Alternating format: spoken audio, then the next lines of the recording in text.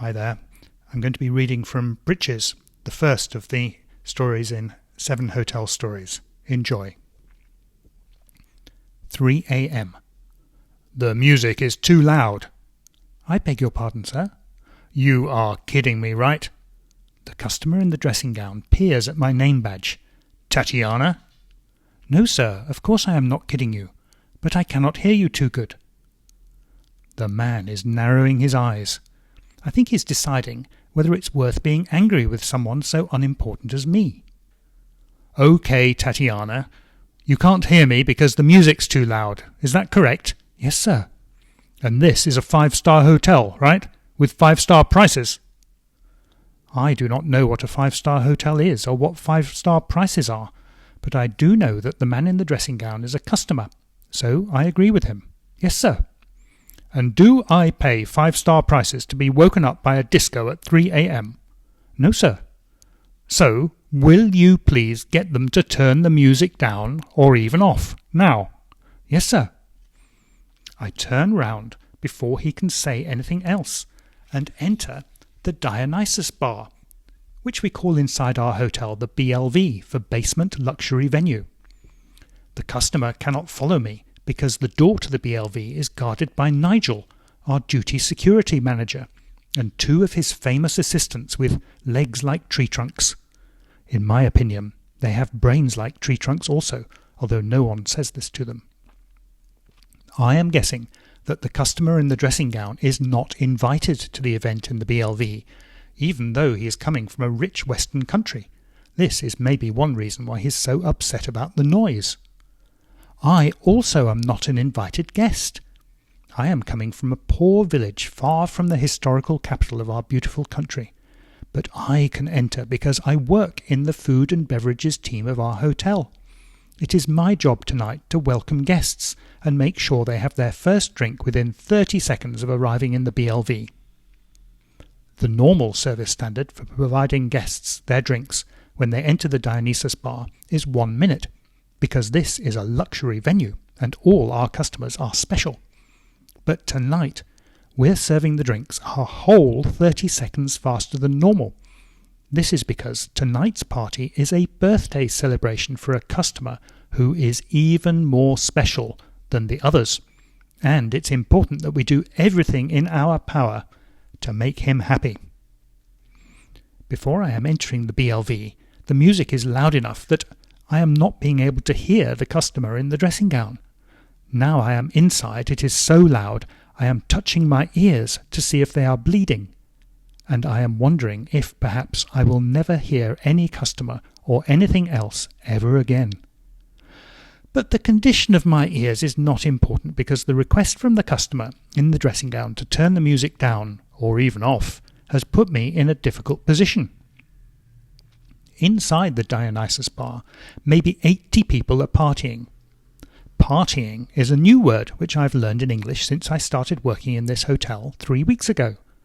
What it means, in the Dionysus bar, is that some women wearing small red thong-type underwear and red high-heel shoes and nothing else are standing on bistro tables, moving their bodies in time to the too loud music.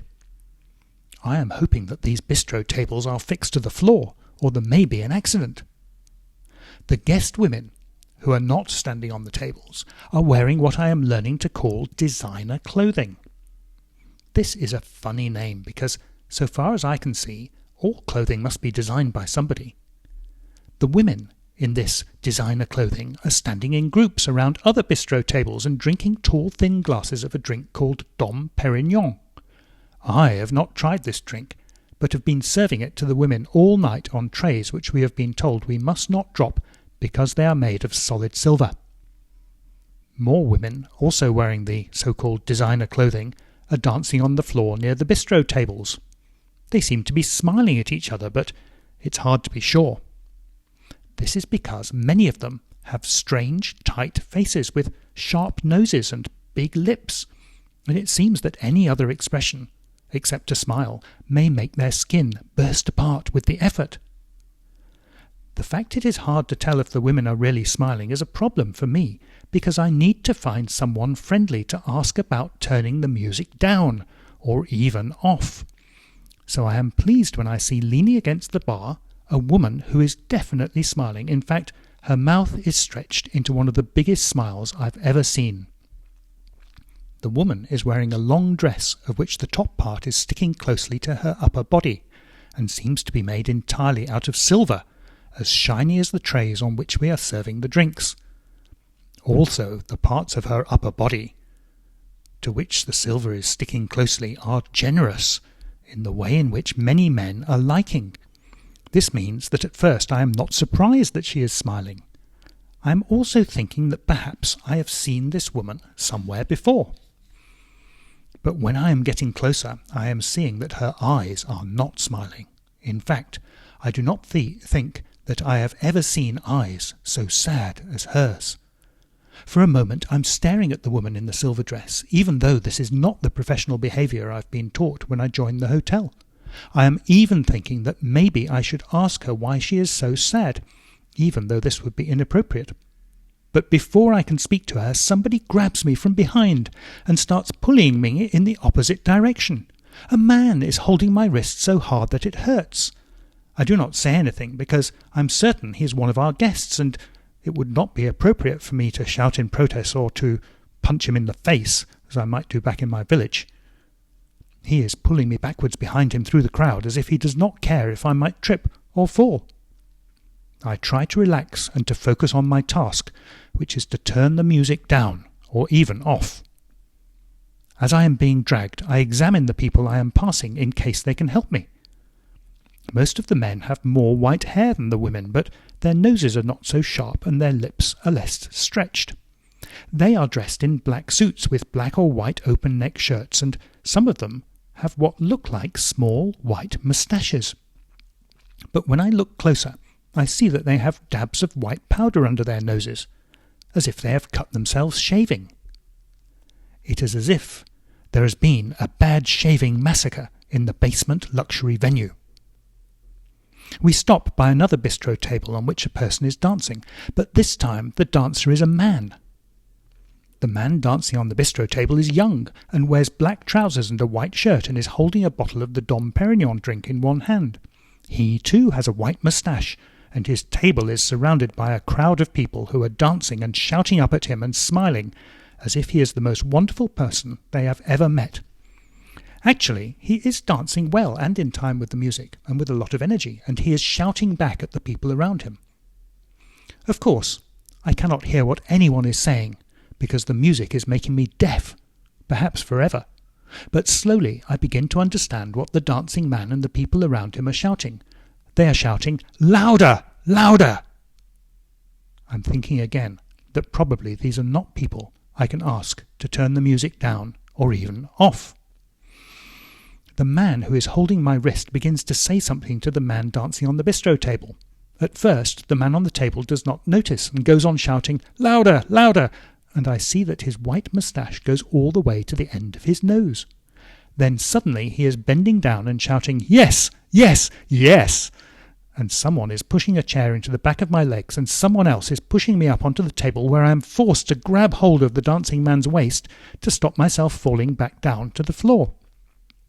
Of course, there is not room on this table for one person, let alone two, and I am wondering again how firmly the table is fixed to the ground.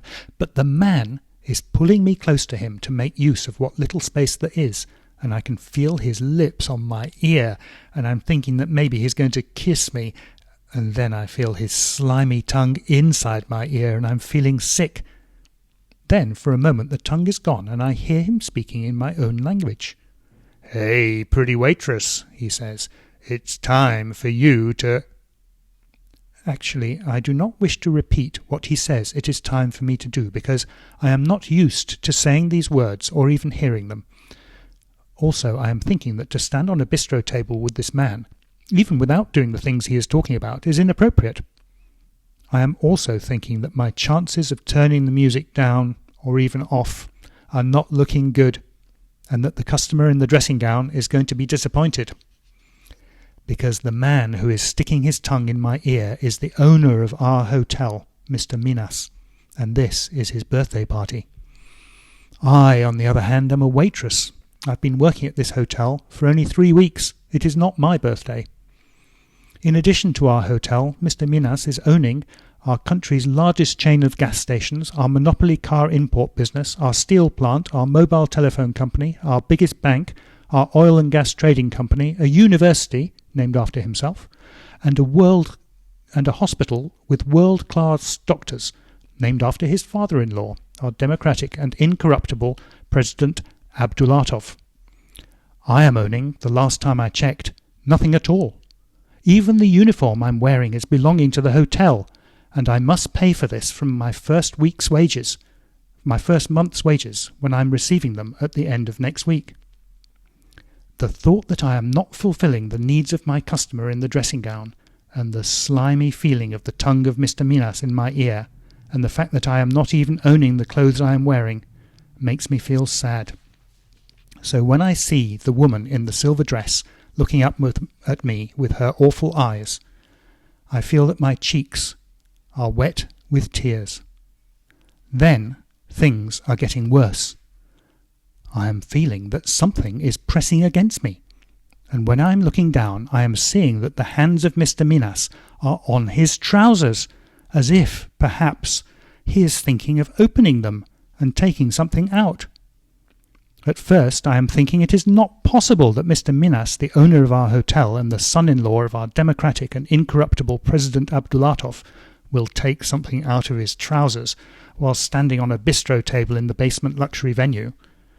But then I am remembering that he is the owner of our hotel and many other things, and already he is sticking his tongue in my ear and telling me to do something I do not wish to do, or even think about. So perhaps he is thinking that in his own hotel, at his own party, he can do whatever he wants. In my panic, I look around the room and see a small woman, wearing high heels and the grey suit of a member of the hotel management, standing at the entrance to the BLV with her head to one side, as if she is surprised by what she's seeing. I've never seen this woman before, and I do not get a good look at her now, because she is at once turning around and marching out of the BLV. If I'm honest, I'm a little bit disappointed by this, because the way the woman in the high heels was observing the inappropriate scenes in the BLV had made me think that she might do something to help me in my trouble with Mr. Minas, or that she might, at least, manage to turn the music down or even off. But I do not have long to be disappointed, because the next instant the BLV is plunged into darkness. Also, the music is cut off completely. All I can hear is the sound of people screaming. Mr. Minas seems as surprised by this as I am, because he takes his tongue out of my ear and begins to say something, and then we both are falling off the bistro table into thin air. Right, I'll stop there. That's the beginning of Britches from 7 Hotel Stories. Bye for now.